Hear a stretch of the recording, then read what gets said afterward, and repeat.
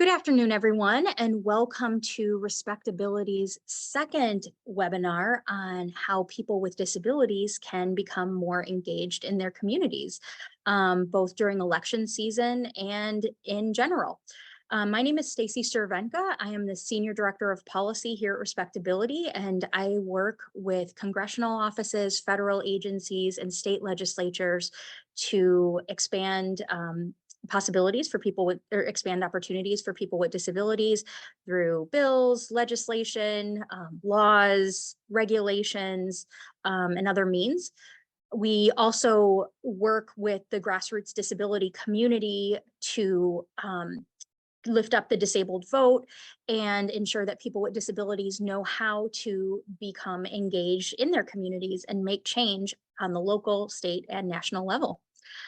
Before we get started today, I wanted to put in a quick plug for RespectAbility's National Leadership Program, which is our paid internship or paid fellowship program that is for early career professionals who have an interest in working in a variety of fields, including media, entertainment, communications, marketing, public policy and civic engagement, faith inclusion, workforce development and leadership, a variety of fields.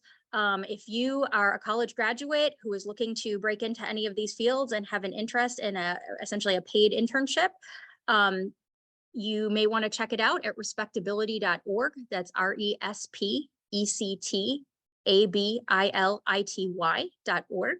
And if you go to the main menu, you can find the National Leadership Program, and hopefully you'll apply. So the first thing I'd like to do is to introduce our panelists. So why don't we start with Rostam? Hello, everyone. My name is Rostam Dadian. I want to turn your videos on. Sorry. Hello, everyone. I'm Rostam Dadian, the Senior Associate of Policy at RespectAbility. It's great to be with everybody today. Angel. Hi, everyone. I am Angel Ponce. I am Director of MOPD, Mayor's Office for People with Disabilities in Houston. My pronouns are he, him. I'm a Hispanic man, salt and pepper, short beard. I have a white t-shirt on today and a black blazer, and I'm happy to be here with all of you.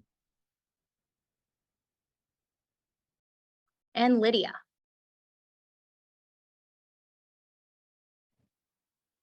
Hello all, this is Lydia XC Brown. I am a youngish East Asian person with short black hair and glasses. I am wearing a mask. I am sitting inside and there's artwork on the walls behind me in a very neatly lit modern space. I use they, them pronouns, and I am currently the Director of Public Policy at the National Disability Institute. Excellent. Well, thank you so much for being here today. The first question I wanted to ask each of you, and we'll start with different people each question. I guess this first one, we'll start with you, Lydia. What barriers do you think people from marginalized communities, specifically people with disabilities, face when they seek to get involved in community activism? And what are some of the things that can be done to eliminate or mitigate these barriers? This is Lydia. The barriers that marginalized people face when attempting to become involved in civic engagement or in community activism all boil down to one major issue, and that is an issue of access.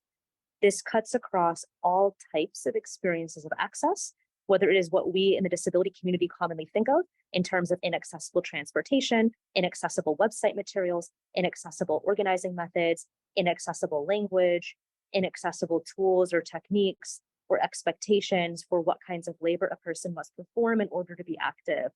And it also stretches beyond that type of access to include difficulty in accessing childcare for parents or for people responsible for caretaking for older relatives, or people with disabilities who are also caretakers for other people with disabilities. It can be access in terms of financial access, the cost of taking time away from paid work in order to be involved civically outside of one's job if you are not already paid to do it. It can be financial barriers in terms of having to pay more for accessible or reliable transportation. It can be cost of having to move from one area to another in the course of in the course of one's life in order to access opportunity. It can be access in terms of barriers put up around expectations or assumptions that somebody must have certain professional experience or educational attainment in order to be involved in a certain way.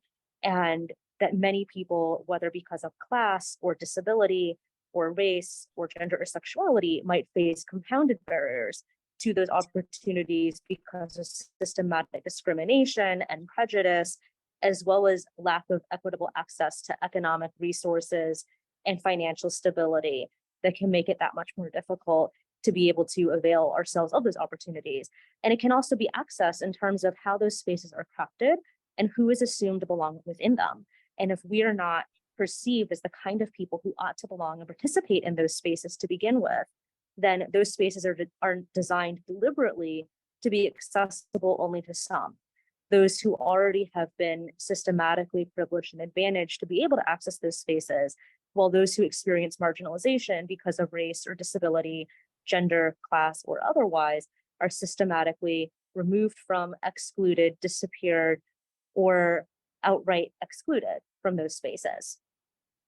Excellent, thank you. Angel, do you have anything to add as far as barriers that marginalized people, particularly people with disabilities, face when they seek to get involved in community activism, and things that can be done to mitigate or eliminate those barriers? Absolutely. Lydia, you hit it right on the spot. Accessibility is a big issue. Transportation is another one. With the population that we work with here in Houston, we're working with a non-English speakers a lot of the times. And so I think access to material that is accessible to them is also a big barrier, right? So especially when we're talking about voting and voting rights, we've heard from the community that they don't have access to Spanish material or a voting guide in Spanish. A lot of the times we've also hear from the community about maybe an accessible format for them from the disability community that are also Spanish speakers or that speak other languages other than English. And so I think a good way to get around this is to really, as advocates in the community, is to really advocate and engage with folks that are promoting events such as voting rights, to also include radio and Spanish radio stations, include interviews with folks that are experts in that field. Another thing that I would point out is we get a lot of folks that are blind or low vision that otherwise don't have access to that material. So Braille copies can come very helpful, as well as I was speaking to one of our representatives here in the city of Houston, and this person told me about an opportunity to have an ebook available to folks that not just includes a voter's guide, but also other material as to how community members can become more involved. And so I would advocate for things like that. Excellent. Rostam, do you have anything to add as far as barriers that exist and what can be done to mitigate or eliminate them? I think when we're talking about barriers that exist, one thing that comes to my mind is that when I ran for a local office, just dealing with the people in the office that didn't really have any experience with people with disabilities, I got a lot of like, good job, buddy. And I think that the community absolutely has to have access, but we also have to be able to give the people that are in those offices training and make sure that the people who are in office now understand the needs of the disability community as a whole, and understand that it is their responsibility to be able to give us access and make sure we have what we need to contribute to the community as well. Excellent. Well, my next question, and Angel, we'll start with you. How do you recommend people with disabilities navigate the process of becoming more involved civically and specifically running for elected office? A good question, Stacy. Um, One thing that I would recommend for folks to do is to first surround themselves with people that either know a little bit about how to get involved or campaigning, or that have some type of experience in that field. If folks are thinking about running for office, this usually means that they are already outspoken, right, about how they feel about certain topics. And so what I would recommend is don't be afraid to voice your ideas. My recommendation here is to really have a brief elevator pitch of a slogan that people can connect with easily, right? For example, you can say, my name is Angel, I'm running for state representative, and I believe in 1, 2, 3, and my plan to represent you is by X, Y, and Z. And so that could be something really short and simple and sweet that would stick to people. The other thing I would say is to network, network, network. Many make friends as you can possibly imagine, right? And so I would think that folks that are interested in running for office is to really surround themselves with people, perhaps in leadership positions that either have a disability or that know people with disabilities that are in that area. And this can help folks build political connections, as you can imagine. And so I think that is a really good first step for folks. And that is a really good first step. But knowing some of the people who are watching this, maybe people with disabilities who may not have been active civically or in the political process before and may not know anyone who is involved politically. I might not know anyone in my family or my circle of friends who is engaged. So Lydia, what are some recommendations that you would have for someone with a disability who's looking to get more civically engaged and specifically running for office? Are there any concrete steps or specific advice? This is Lydia. Running for office is an incredibly time and labor intensive activity, and it is one that many people with disabilities feel systematically excluded from. But there are advocates who are working to change that. There is a fantastic new organization called Disability Victory, which is aimed specifically at supporting, encouraging, and training people with disabilities to be able to consider running for office and what that takes. But it is also important to take into account what your personal situation is. Do you have the economic support necessary to take care of your needs and the community support available to make it possible for you to take care of what you need in order to consider a run for office in a local, state, or federal election? Every election is different. And unfortunately, many local boards of elections aren't really prepared, just as we were talking about over the last several minutes. And like Angel was giving some great examples about this, that there aren't necessarily resources that are geared toward accessibility measures or towards specific experience issues or concerns that disabled people might have. There aren't necessarily resources available to provide support for people who might have sensory related disabilities, who might experience post-traumatic stress responses, for people who are deaf or blind or use wheelchairs. And local political parties and their apparatuses may or may not have significantly engaged with people with disabilities before. And so if you are a person who is thinking, I would like to be part of this process, it matters to me that people who come from our community might consider the possibility that we could be represented in these positions of making and setting policy, that it is incumbent upon you to some degree to unfortunately have to serve as that conduit for education. And that is a burden that is very difficult for many of us who are often pushed into a position of always having to be the one to educate others. But that may become your responsibility, where you have to educate people everywhere from boards of elections to election administration authority to polling places to people who are working with a political party as to what kinds of access measures are necessary in order for you to be able to participate and for people within your community to be able to have the information that they need to be informed, to be engaged, and perhaps to support you in that process. And there are growing resources that are available. And there are also measures right now under consideration by Congress to make that process easier. There's a bill being considered by Congress now that would allow for candidates with disabilities to make it easier and more financially feasible to put resources aside to run for office, as well as for people with disabilities who are elected to office to be able to receive the necessary funding support to pay for accommodations or modifications that must be made in order for them to perform their duties once they have been elected. But those are proposed. Those are not laws that are actually in place now.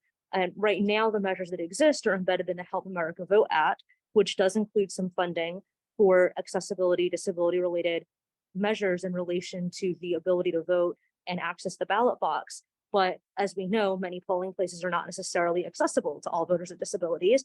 Many states and localities are considering ballot measures that would exclude participation by blind and low vision voters. And many people with disabilities who have intellectual or developmental disabilities may also be presumed incompetent.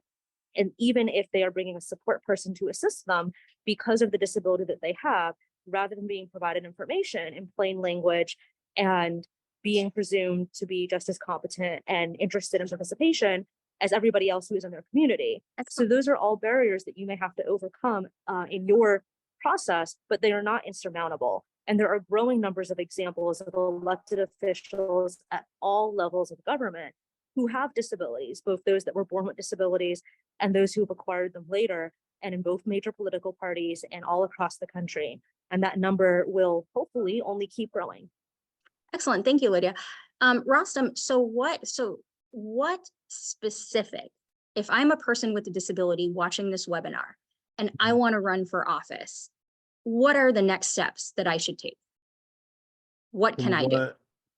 What I did was I did a lot of research at the start of my process. I tried to understand as much as the position that I was running for, and I tried to learn about the people in those places. And then, just like my fellow participant says, network with those people, tell them who you are, you know, talk about your disability, because we are people with disabilities.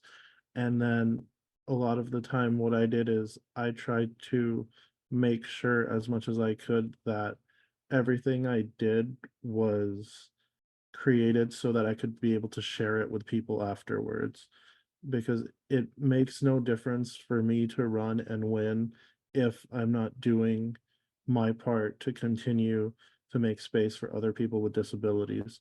So do your research, create a plan, and make sure that you make room for the people behind you.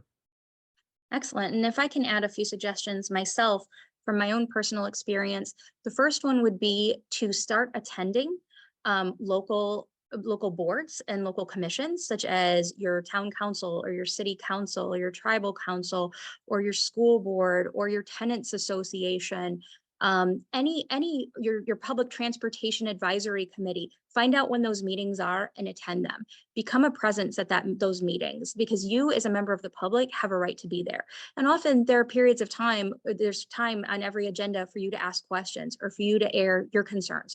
So becoming the person that always attends the city council meeting or that always attends the tenants board meeting and you know, makes them aware of concerns that you have, either as a person with a disability or otherwise, is really helpful. And then you're surrounding yourself with people who are very civically engaged, and you'll kind of meet them and you kind of establish yourself as a presence. I know as a member of our public transportation advisory board, there are members of the public and certain organizations that always come and always make public comments and always ask us questions. We know who they are, you know, they are community leaders, even if they don't have a position. So that's a really great way to begin getting involved. Find out when your town council or, you know, your tenants association or your school board meets, and start attending those meetings as a member of the public.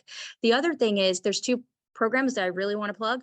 The first one is the American Association of People with Disabilities Congressional Internship Program. That is a great program for people with disabilities to get internships with a stipend in congressional offices. And then, when I did mine, I was not political at all. I barely knew the difference between a Republican and a Democrat, or just basically. And I got an internship in a US Senator's office, and it led to me working in that office for 5 years and becoming extremely political. And I've had this career for 20 years now. So the American Association of People with Disabilities Congressional Internship Program, if you want to run for office yourself, learn from the best, get a Senate or House internship. The other one is, as I plugged earlier, RespectAbility's National Leadership Program. If you're interested in running for office, come intern for us. It's a paid internship, $17.50 an hour, for about 15 to 20 hours a week. You get to learn about policy and civic engagement, or whatever other, field you're interested in, and you'll make connections in those fields. And we will help you connect to other leaders who are interested in the same things you are. So our respectability policy, our respectability fellowship is another great way, if you're interested in running for office one day, to start making connections with people in the policy and civic engagement field. Stacey, if I may add to that, that's Yeah. okay. I want to add to the part of sometimes when folks are thinking about running for office, there may be some positions that require years of political experience. And so what I would say to add to those boards and commissions, not just attending, but if folks feel that they are interested in joining those boards and commissions, don't hesitate to do that. You know, a lot of boards require a mayor or city manager appointment, but that is a good start to start building that resume, so that in the future, if you're thinking of running for city council member or a mayor or even a senator, you have that background experience already. Absolutely. So most of us aren't surrounded by elected officials every day. Most of us don't know people in politics. So finding these programs can be really helpful, and attending these boards and as he said, becoming a member of these boards. I attended my public transportation advisory committee as a member of the public. I had my kids with me. I went up to make a comment. I had my baby in a front carrier, and I was holding my other kid by the hand. I made some very strongly worded comments, and before I knew it, I was invited to be on the transportation advisory committee. So if you come and you show that you know what you're doing, leaders will recognize that. Okay, This is so Lydia. I would also add to that you don't have to be in a specific formal appointment or position, paid or volunteer, in order to make your voice heard and to participate in a process. By law, most bodies of regulatory and legislative import, locally, state, and federal, are required to make their meetings, their minutes, their agendas open to the public in person, and increasingly as well streaming and by hybrid format. And that means that you don't have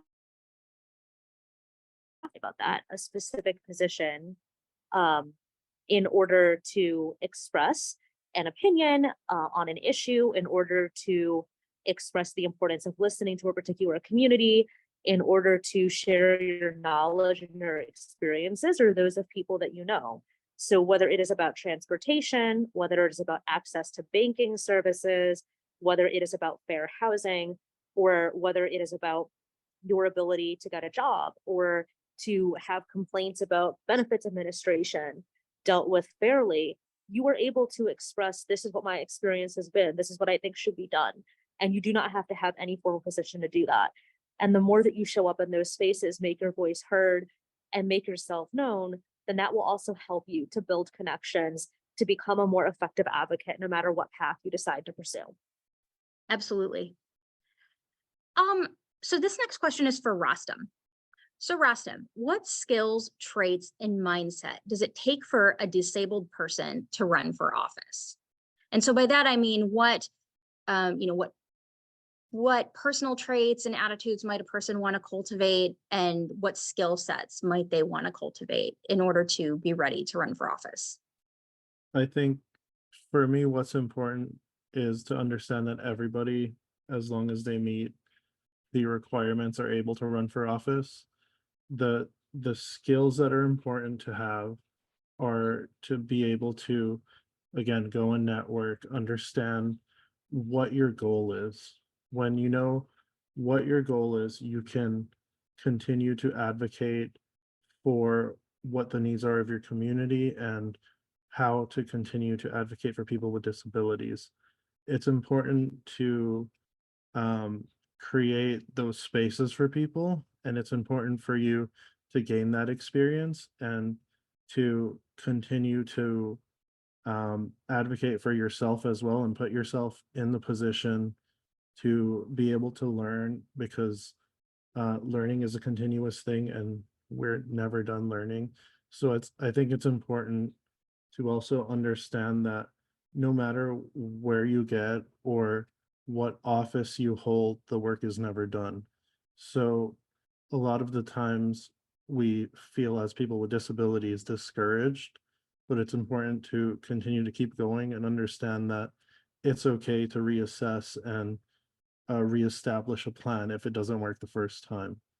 So a lot of those things should be in consideration when running for office or getting involved in community activism. Absolutely. Now, Angel, what inspired you to get involved in community activism, and how did you get started? Thank you, Stacy.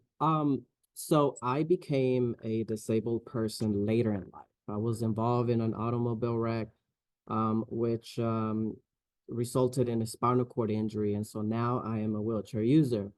And I didn't know about disabilities before then. I never really even paid attention to anybody using a wheelchair or a walker or white cane or blind or low vision person.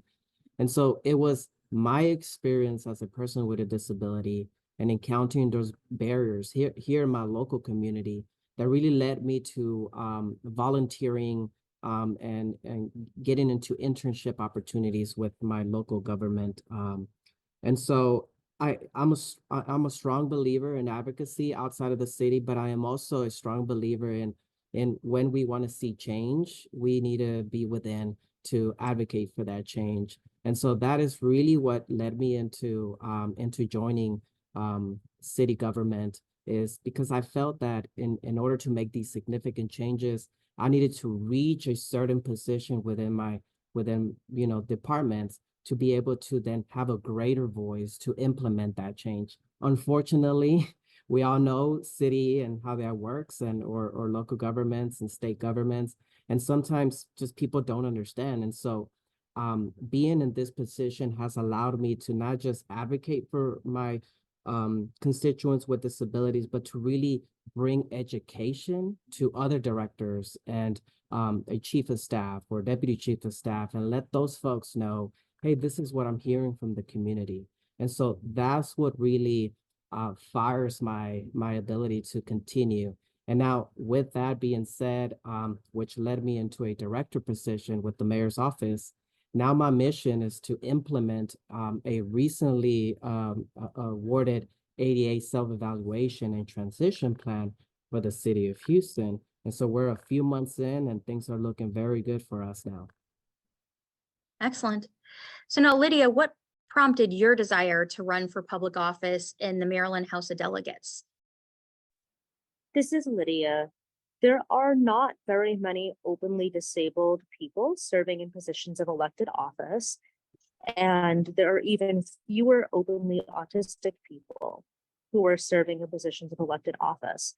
And so that representation matters to me. But more than that, as somebody who is for a very long time, worked in advocacy to improve our society for the better, with a particular attention to access, with attention to equity for those who have been marginalized in a variety of ways, I believed very much that my presence, whether or not I was going to be successful in an election, would help to change the conversation to issues that matter to voters and to all people, whether or not they have decided to vote or are currently eligible to vote or not.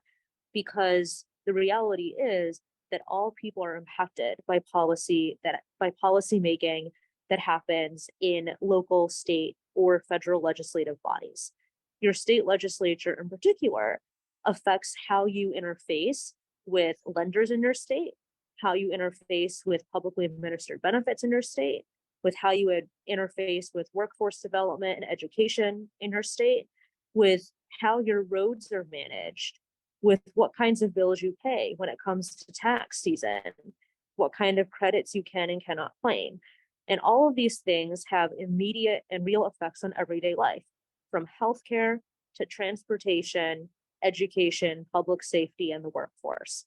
And so it is important to have people who are running for office and serving in elected office who understand the experiences of people with disabilities and others who are marginalized, who understand what the research says, but who also understand what the community knows and what communities experience.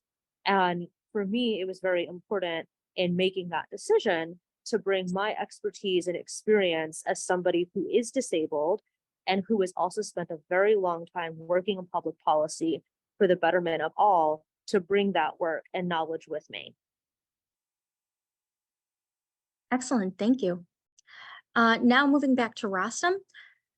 You know, Rustam, as a person with a disability, I know that often when I walk into a room, I happen to be blind and I use a long white cane.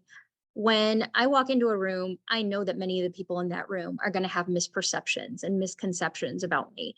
And many of them are going to be negative. And that if I walk into a job interview or I stand in front of a group and run for office, I know that I know going in that I'm going to be facing stigma. And so that does take a certain amount of you know, resilience and gumption to face. And so how do you overcome fear and anxiety when participating in community activism and running for office? I think what I've come to understand is having those experiences and being able to face those experiences head on and being like, hi, I have low vision. If I'm in a situation where I need accommodations, then I tell people I need accommodations. But if there's something that, you know, something that someone assumes, I kindly and, you know, nicely explain to them, like, this is who I am. I'm a person and I'm a person with a disability. So this is how you should treat people with disabilities, and this is how you should treat me. I'm just someone here trying to uh, use my rights as a citizen to advocate for myself, right? But I think it's really difficult because when I started my my policy journey, I was sitting in a community college library and my friend was reading out to me the local office holders and the past election, and I noticed that nobody was running for office against them.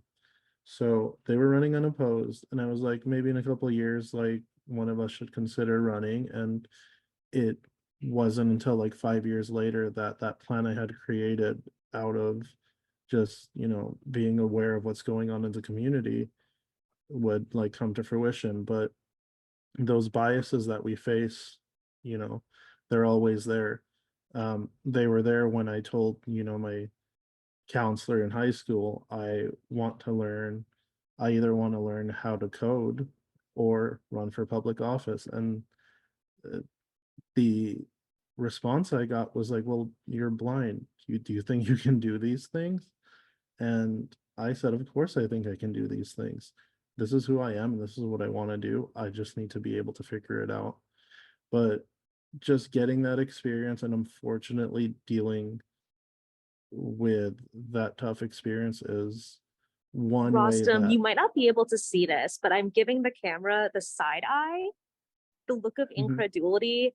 And seriously, the fact that people say these things out loud, like it is not surprising as a No. No, absolutely. long-time disability advocate, but it is so disheartening and upsetting to hear over and over again this constant presumption of incompetence that also translates into this assumption that not only are we incapable, but that therefore it doesn't even matter if we are interested because we're non-entities and not considerations.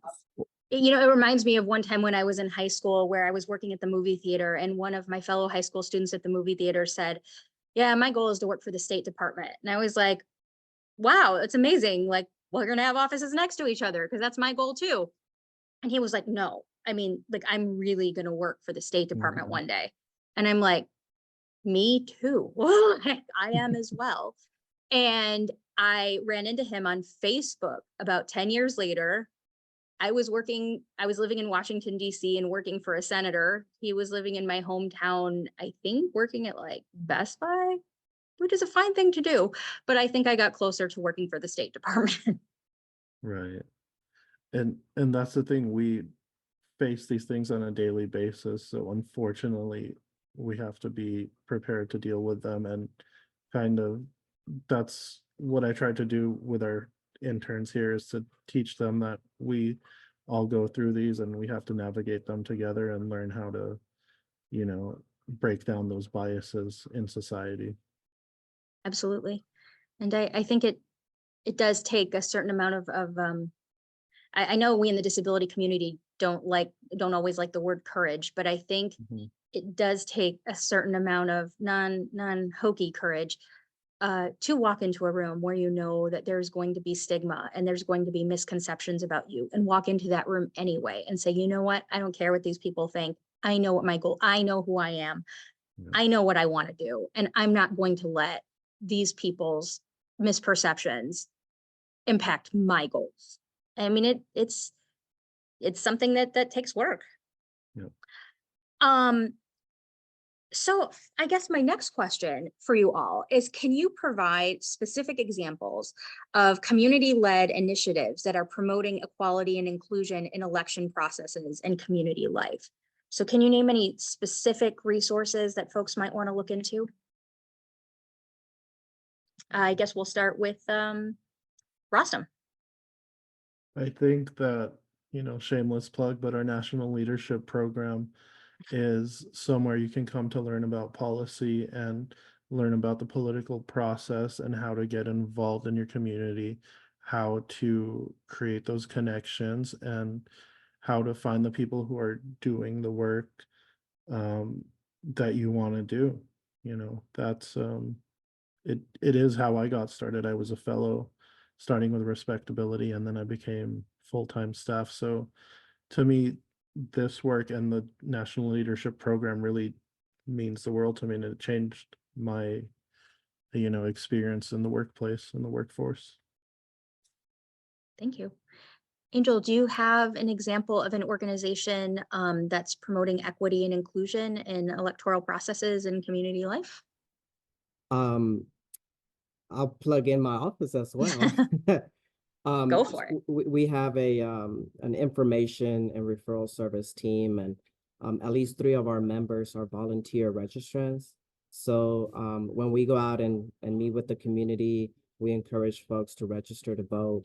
One of the other initiatives that we do is collaborate with our paratransit system, and not just encourage transportation to voting places, but we don't ever want $1.25 to be a barrier for folks to go and vote.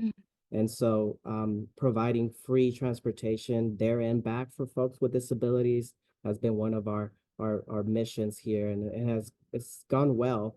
And then the last thing I would put in there is we have an intergovernmental affairs office through the mayor's office. And these folks, through legislative sessions, have been there with us, and we collaborate heavily with the department to not just bring attention, but voice our concerns on bills that affect the disability community. So I want to ask one more question, and then I want to open it up for questions from people who are attending the webinar. And if they don't have any questions, I have some additional questions for you. But Rostam, I guess I want to end with what one piece of advice would you give a person with a disability who's early on in their political journey? So if there's somebody out here watching and there's one piece of wisdom you could give them, what would that be? I think the best piece of advice I've gotten, and I think was most impactful for me, is to find your people and find your community, because it's never easy to go alone, right? If you want to go fast, you go alone. So find your community and find the people who,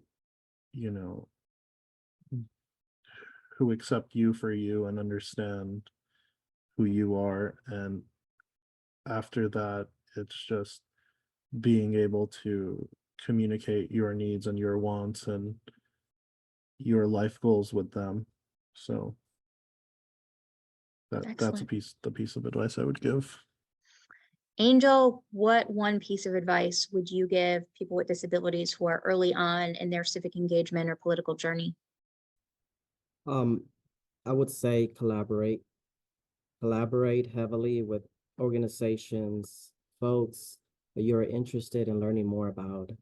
One example is, for myself, is I've collaborated with the Real Abilities Film and Arts Festival here in Houston. And through this partnership, we've been able to reach a lot of folks in Houston, not just on arts and films, but for example, this year, one of my favorite films was No Ordinary Campaign, which follows the story of a person that is diagnosed with ASL at the age of 36. And so this film shares his story, his journey to reclaim the future through his future through advocacy by voicing his story, and how broken the healthcare system is for people living with ASL. And so collaboration, share as much information as you can with your community members.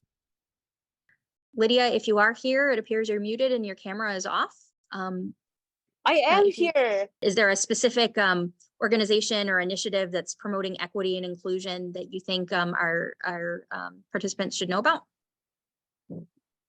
There are many projects that exist, both those that are affiliated with a particular political party and those that are nonpartisan, that are aimed at providing tools and education to people who are interested in becoming more civically engaged, or considering a run for office, or considering positioning themselves for appointed office.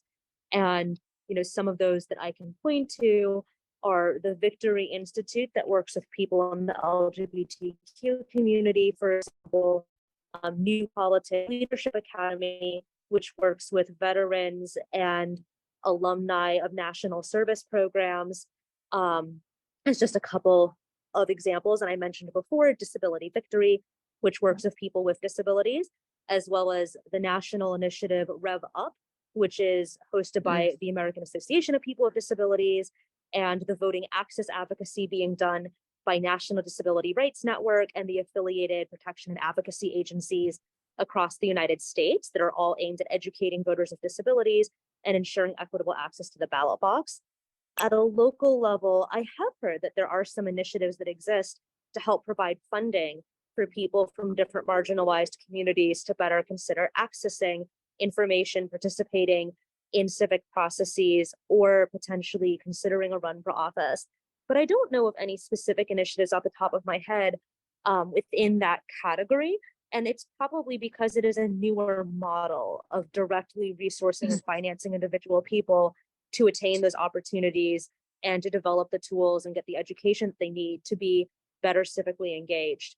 But there are also a wealth of free resources available, including many plain language resources, for example, from SARTAC, the Self-Advocacy Resource and Technical Assistance Center, and the Autistic Self-Advocacy Network, ASAN, as well as a recent guide published by the Autistic Women and Non-Binary Network, that all provide resources, especially to voters and members of the community with intellectual and developmental disabilities, to understand issues, to understand policy, and to understand how to better engage with appointed and elected officials, as well as with agencies that make determinations that affect our everyday lives. And those are all resources that are available for free online in accessible formats for people using screen readers and people who benefit from plain language. So I definitely encourage people to look out for any of those resources. Great. And I want to make sure that we have time for people to ask questions. So I'm going to ask you one last question, and then we will open it up to folks who have comments that they can place in chat. I believe you can put your comment in chat, or I think there's a Q&A feature that you can use. But my final question is, can you give what one piece of advice would you give people with disabilities who are early on in their political journey? What one piece? If there was one piece of wisdom you could share with people, what would it be? For me, speaking from experience as a policy advocate who also ran for office, I would encourage those of you who are thinking about how to serve, and whether or not you are considering a run for office or seeking an appointment to appointed office as one of those pathways, to recognize that there are many ways to understand victory and success.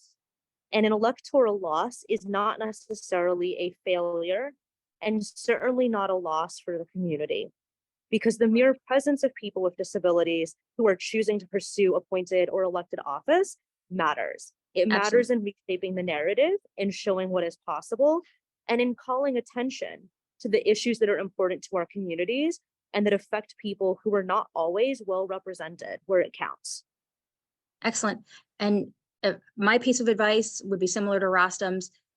Find a disability rights or disability justice organization that resonates with you, an organization that is disability led, and get involved, whether that is an organization that deals with your particular disability or a cross disability organization that is in your particular locality, or a national organization, whatever organization resonates with you. Again, for me, early on, it was the National Federation of the Blind. For someone else, it might be the American Association of People with Disabilities. So find whatever it is that resonates with you. Maybe it's your local independent living center, and get involved. That's how you'll find out about a lot of opportunities.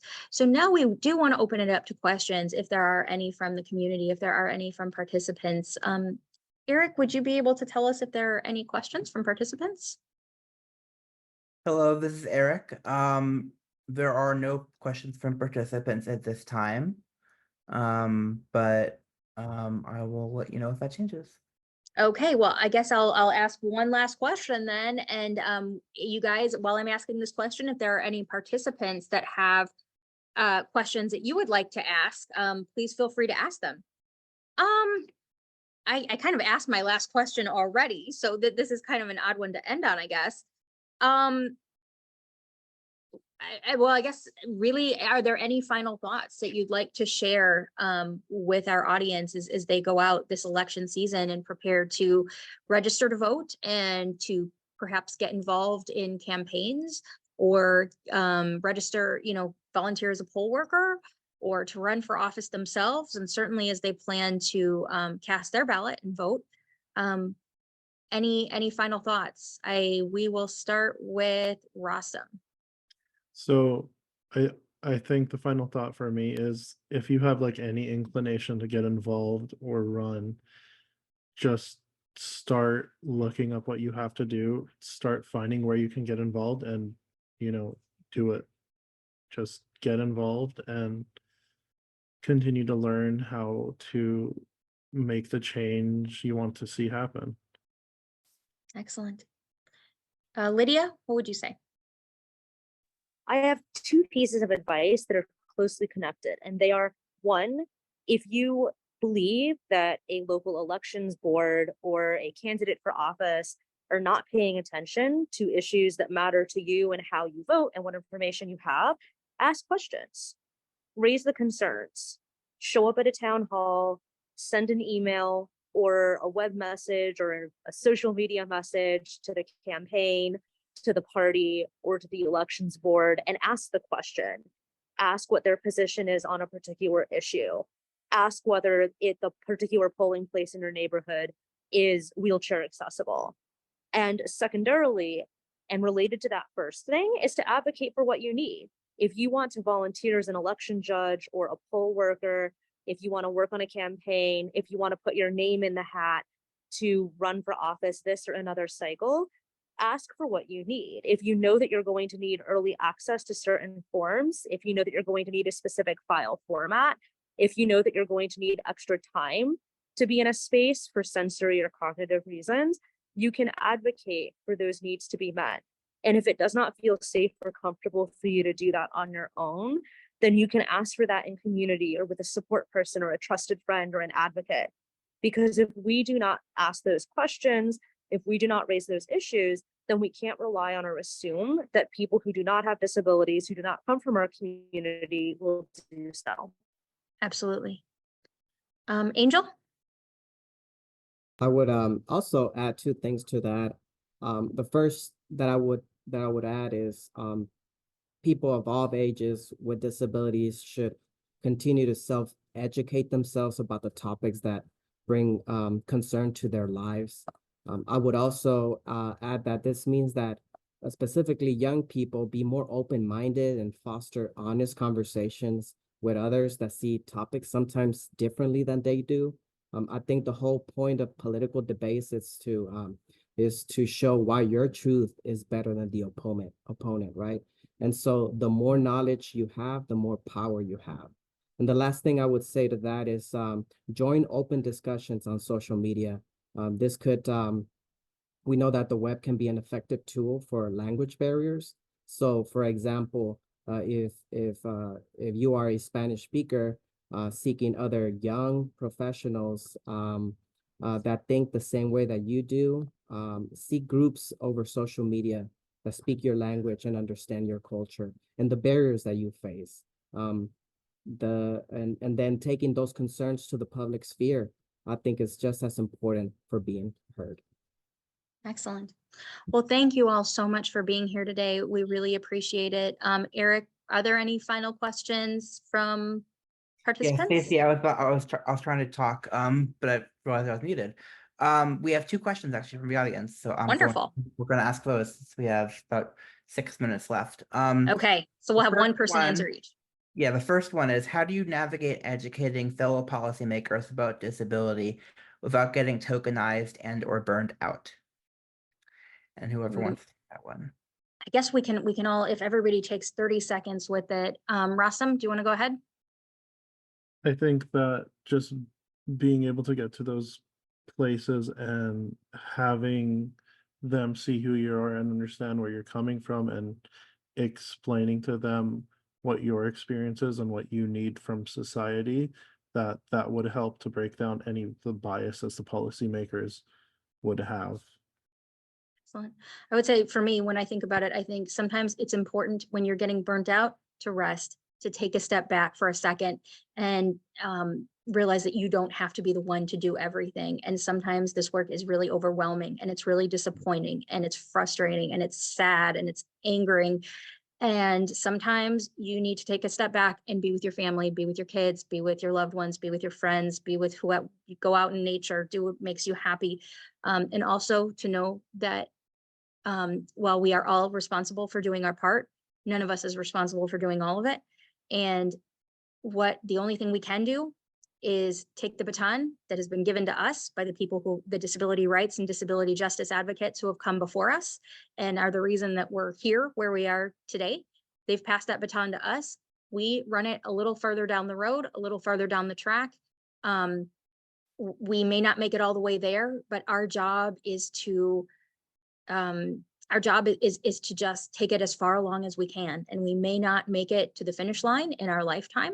And sometimes you have to come to terms with that. But it is our job to move it as far along as we can. Lydia, what would you say to that?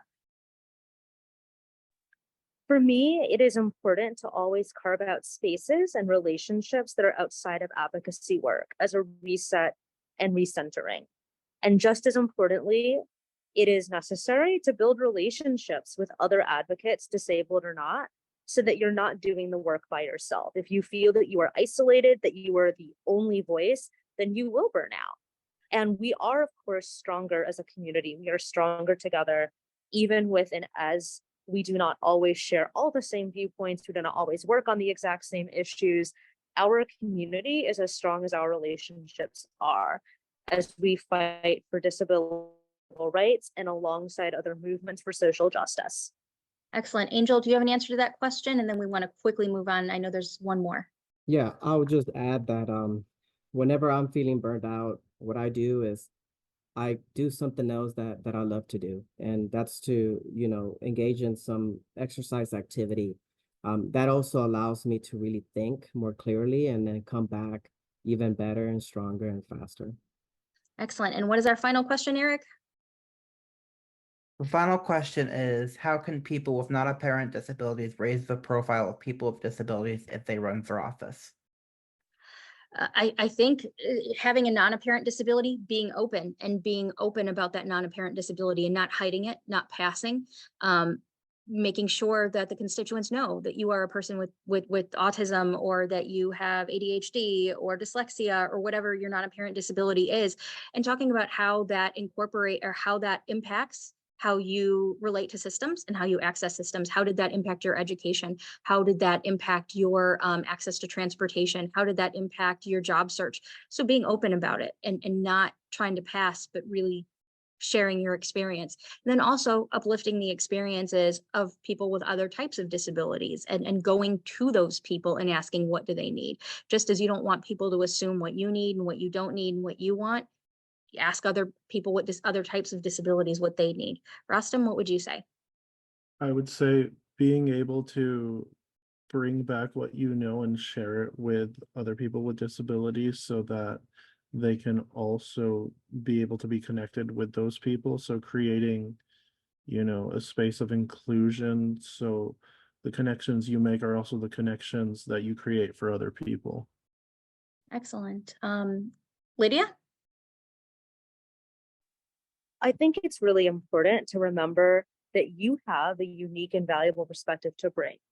And while none of us can speak for literally every single person in the community, and certainly none of us can or should bear the burden of being the sole representative in a certain space within a legislative body, in a certain advocacy campaign, we do have a responsibility to be accountable back to our communities, and to also raise community issues, and to build, again, those stronger relationships where we can learn from others in our community to better advocate for our issues, to better advocate for everybody in the community, and to be able to share the burden of that labor so that we can all become more effective advocates while we learn and grow from each other, whether that is across and within the blind and autistic and mental health communities, among people with dwarfism, among people in the deafblind community, among people who become disabled because of acquired injuries for a variety of reasons, domestic violence, police brutality, injuries on the job, etc. We all have a lot to learn from each other. And we also have space to learn how our communities have always and already been connected. And that is our responsibility. And it is also one of our greatest strengths. Excellent. Angel, how do you recommend a person with a non-apparent disability, help the entire disability community if they run for office? I think, Stacy, you said it well, is self-disclosing. I think if you don't know, if people don't know about it, they don't think about it. And so I think voicing not just, what your disability or disabilities are, but what are the barriers that hold you back from participating in that area. Excellent. Well, thank you, everyone. We know we went a little over time, so we really want to thank you for staying with us and for participating in today's webinar. And we encourage you, we will be hosting 2 other civic engagement webinars later this summer and early this fall as we prepare for the upcoming 2024 election. So we hope you'll join us. Stay tuned to Respectability, and we hope you'll subscribe to our policy newsletter and stay informed of all respectability and respectability policy and civic engagement department events.